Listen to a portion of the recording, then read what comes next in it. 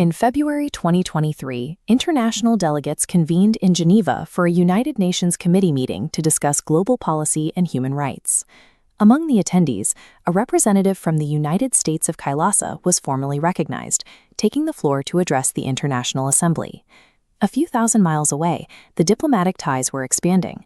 The mayor of Newark, New Jersey, hosted a signing ceremony to establish a formal sister city agreement with Kailaasa. But if you search for Kailaasa on a map, you will come up empty.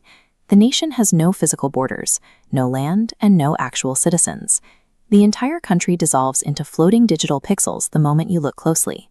The architect behind this phantom state is Swami Nithyananda, a self-proclaimed godman who is currently a fugitive from India, wanted on severe criminal charges, including rape and kidnapping.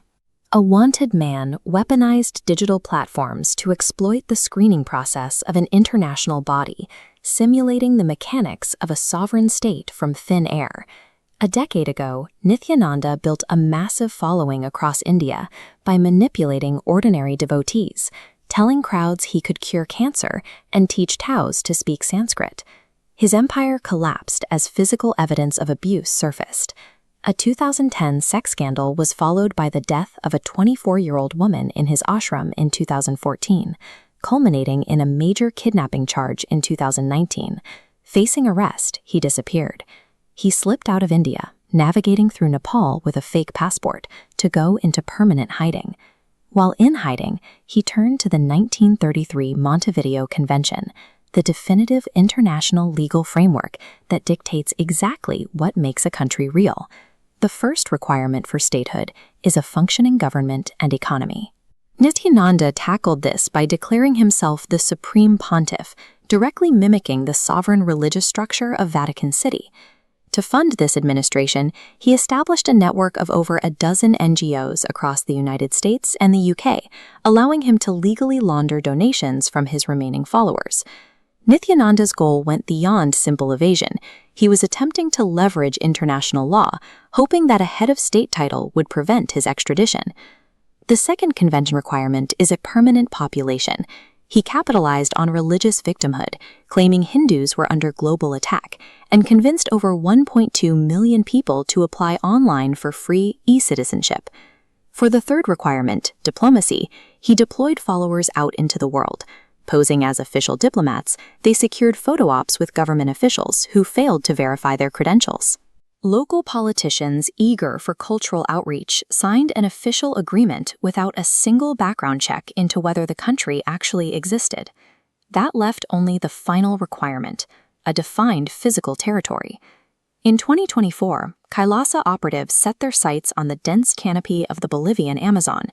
They approached indigenous tribes under the guise of helping with forest fires.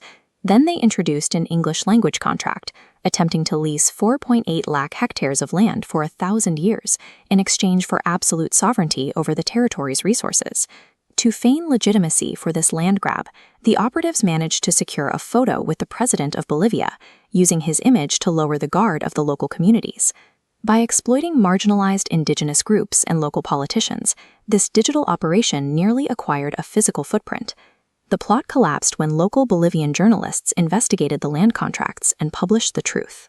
The Bolivian government revoked the leases and deported the 20 operatives back to their home countries. Newark rapidly canceled its sister city agreement, and the United Nations officially disavowed any connection to Kailaasa. Today, Nithyananda remains a fugitive, streaming daily videos from a hidden location. His supposed global superpower exists entirely as a buggy website, where the AI returns error messages. This diagram outlines the historical reality of nation-building. On the left are the strict physical requirements of the 1933 Montevideo Convention. On the right, we see how those rigorous standards dissolve into a wireframe of slick websites and active social media accounts. The Kailaasa incident shows that a well-funded internet presence and the weaponization of identity can temporarily bypass the vetting procedures of both local governments and international committees.